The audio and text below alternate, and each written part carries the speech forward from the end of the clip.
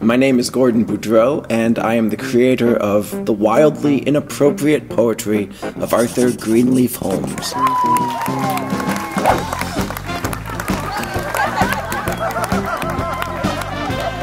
Always wet the fingers first. If you're going to stay in the show, you're damn well gonna learn something. He's our favorite. He really is. And he has been for a long time. Since he was just the poet on the Shire asking if we would like to hear a poem.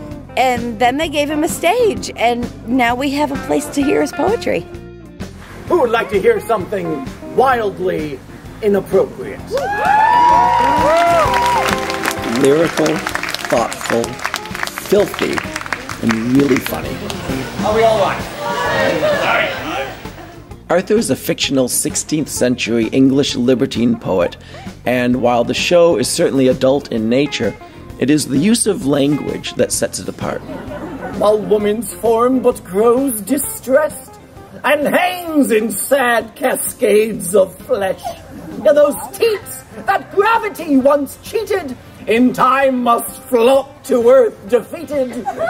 Arthur writes what he describes as wildly inappropriate poetry, and he is the creator of such irresponsible poems as Ode to an Extremely Provocative Knothole, the prepubescent lamentation Mother Will My Stones Drop, and what he considers his own towering achievement, I Built My Love a Menstrual Hut.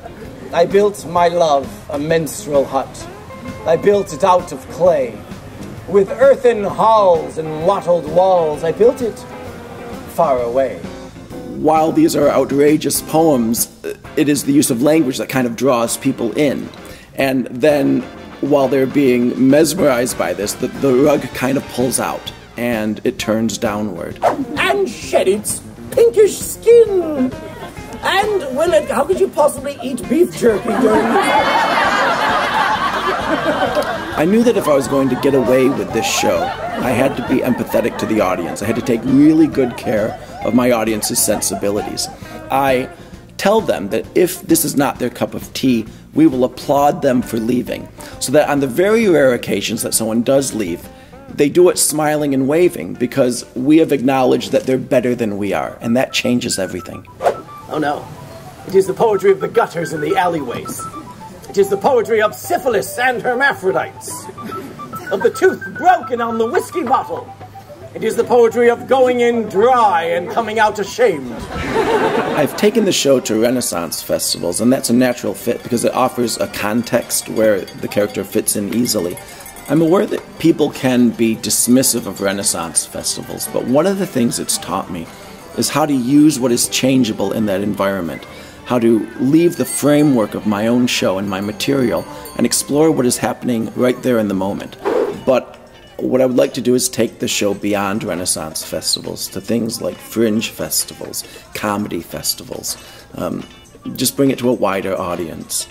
And the reason I want to do that is because I think that comedy can use some new ideas. I think comedy can take a character who is based in history, a character who uses a different kind of language, that uses imagery that is different from most of the stand-ups that you see. And I would pause to peer through a small hole in the side of a flophouse called the Cram It In.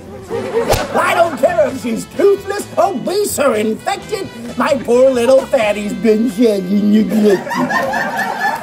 Adult humor is everywhere. So instead of running from that, why don't we give the people who are comfortable with it a show that's smart, a show that is different, that is unique. Some of you are laughing. The others are giving me what I can only describe as the Christian smile. I'm so sorry I pointed at you, sir. My body's pocked with pustules, my soul is full of cancer. It's been several days and still I haven't found that hamster. And by the way, there are plenty of allusions to masturbation at this festival, but you will not find another one that also invokes Dante's Inferno. So if you're producing a festival and you're looking for a new demographic, one that is educated enough, one that is comfortable with adult themes, and one that wants something different. Take a look at my show. It was hilarious and unexpected. A lot of inappropriate and wildly inappropriate humor. It was great. It's the third time I've seen him at this Renaissance Festival. It's hilarious. I mean, we have friends actually from other states that still come to see him. It's a blast. It's raunchy, so be ready. Honestly, like, I was impressed with, like, not only the fact that he did filth absolutely tastefully, it was that he struck a chord and tried to be really genuine and honest. We were actually just walking by in the middle of the show. We heard the end of half one of the poems, and then we ended up staying for the rest of it. It was hilarious. I laughed the whole time. My cheeks hurt, and I bought the book afterwards. I highly recommend it. My name is Gordon Boudreau, and I want to take the wildly inappropriate poetry of Arthur Greenleaf Holmes all over the world.